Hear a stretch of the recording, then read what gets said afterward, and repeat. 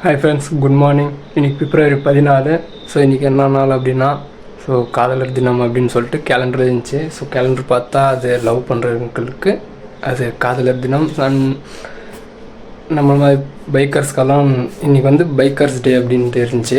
Bike வேலிடன்ஸ் டே. Bikers யாராவது meet பண்ணலாம் அப்படின்னு சொல்லிட்டு நம்ம ஹைவேக்கு போயிருந்தோம். ஸோ போகும்போது ஒருத்தர் வந்தார். ஸோ அவங்க என்ன பேசுகிறாங்கன்னு சொல்லிட்டு நீங்களே கேளுங்க. பையா.